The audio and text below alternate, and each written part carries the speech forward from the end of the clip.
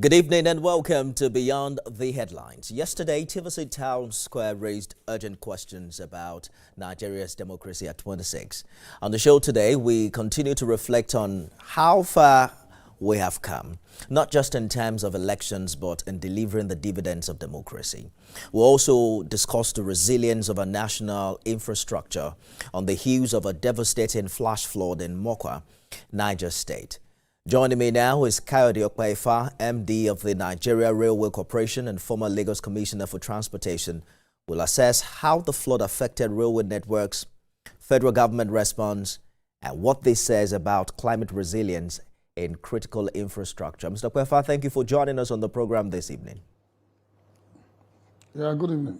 Thank you very much. You were deeply involved in civil society during Nigeria's struggle for democracy. Let's begin from there. What's your honest assessment, not just of political structures now, but of public service delivery, especially in sectors like transport in the past 26 years? Yeah, good evening and thank you for having me. Let me say, in all things, our religious tenets teaches us to always be thankful to God. For a lot of Nigerians who are under the age of 30, they may not know precisely what this country was 30 years ago. But fortunately for some of us who were students in the early 80s to the late 80s under military dictatorship, and during which period the civil rights activists, the democratic rights activists fought for the democracy we are enjoying now, it will be a different story.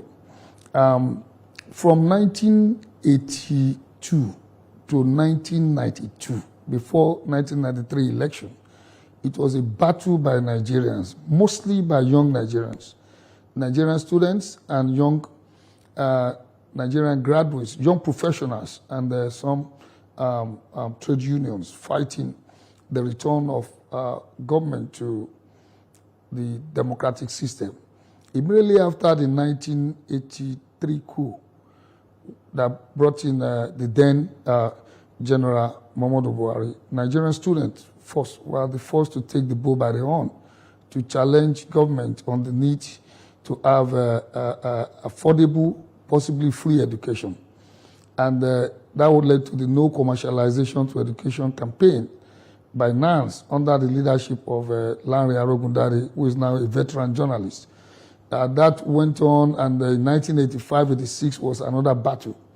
All this while, you have the likes of Gani Fawoyimi, Professor Bala Usman at BUK, you have Professor Wole Soyinka, you have Professor Akin Oyebode, you have Chief Alao Akabashoron, Balarabe Musa, and the rest of them, leading, and Dr. Beko Ransom Kuti. Then came the generation of the Femi Falanas, fresh from university. And it goes like that. And then the majority leader, the current majority leader of the Senate, Senator Okwen Bamdele, was then Nance, at the point, Nance president. I think that was 89-90.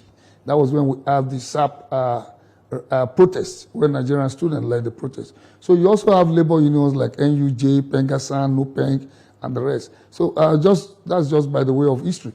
Then around when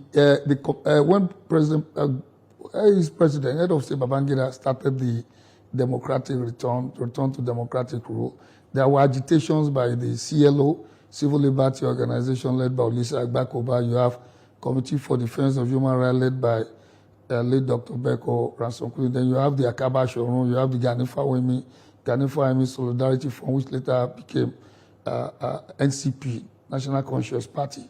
And all these were on till about 89, when a group of these activists also started the National Consultative Forum, which organized the first national conference at the National Theatre, Igomu, Lagos. That was disrupted by the military, and that led to the formation of the Campaign for Democracy. So prior to 1993 election, it was the CD, Campaign for Democracy, that was seen as the pro-democracy movement, which comprises of CLO, CDHR, and some CRP, and some other civil society, ASU, NLC, NUG, and the rest. And then there came the political system. The president keeps annulling political parties until there came the SDP and the NRC. So we have a little to the right and a little to the left. And that was after disqualification of the likes of Yaradua, the late Yaradua, then you have Jack Onde, you have a lot of host of others that were disqualified. The Abiola Tofa candidacies came up, and we have two straight candidates for the election. And it was a battle on the civil society front that the military must go, and it was a battle on the political front. And until that election was annulled, that was what brought Nigerians together, and we all started speaking with one voice. No more difference in tribe, no more difference in religion, no more difference in ideology. Everybody was focused, and everybody was asking for military must go. Indeed. And they did left. Mr. Opeifa, it is a very long story, and I understand that you lived. It is a lived experience for you. So if I allow you keep talking, we might not exhaust it in the short time that we have. But I'd like us to speak to. There is no doubt about the great feat we have achieved in that regard. The military is long back in the barracks now. The concern in 2025 is how much gains we have achieved within that period, if we could have really done more.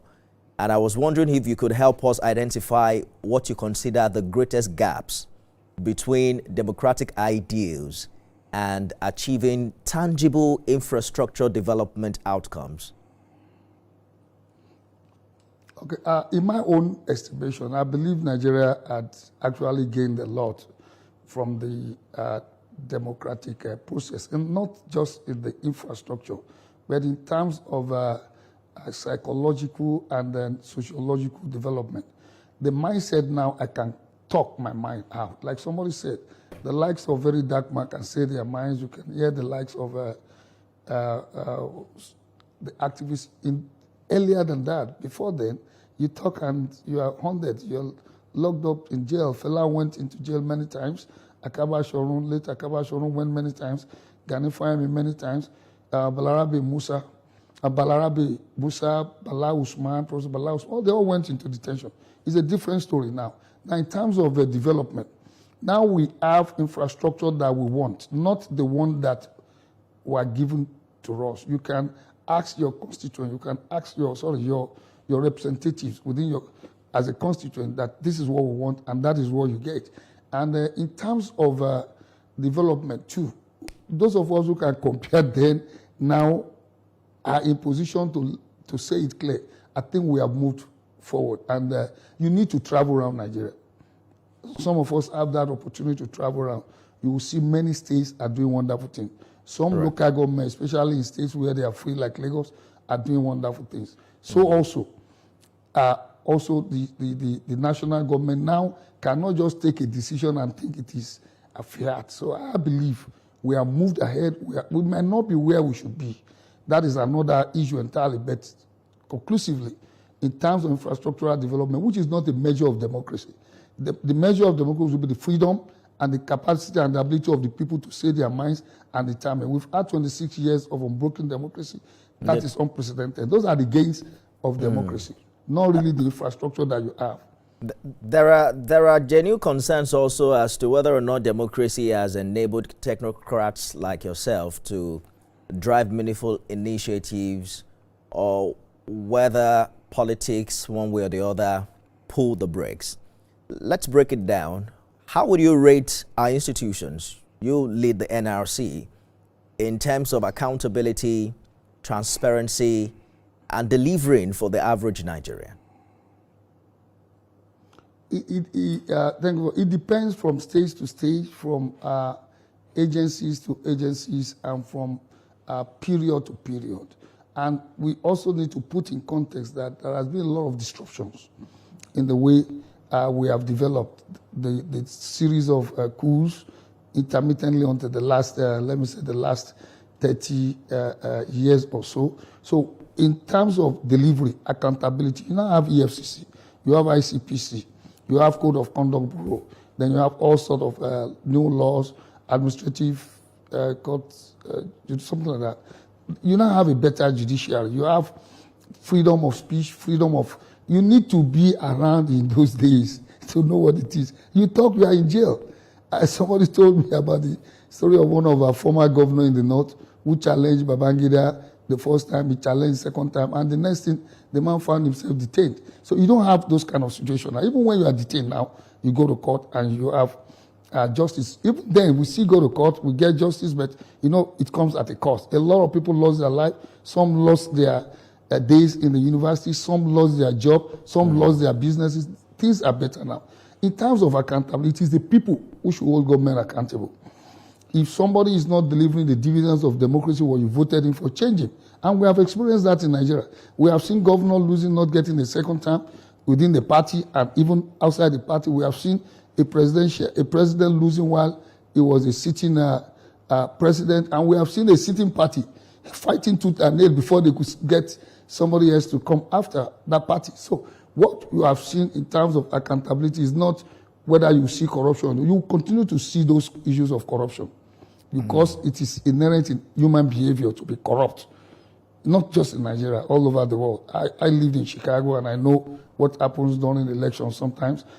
I lived in Chicago, I can know there was a mayor that for 365 days, a newspaper kept publishing issues about that particular mayor. So it is all over the world. We hear stories about what is going on in China, going on in Russia. It's not only in Nigeria, but what institution will be determined by is the people. All right. Institutions will be sustainable when the people get to be ideological and be principled themselves. So we also need to search the kind of leaders we elect. Absolutely.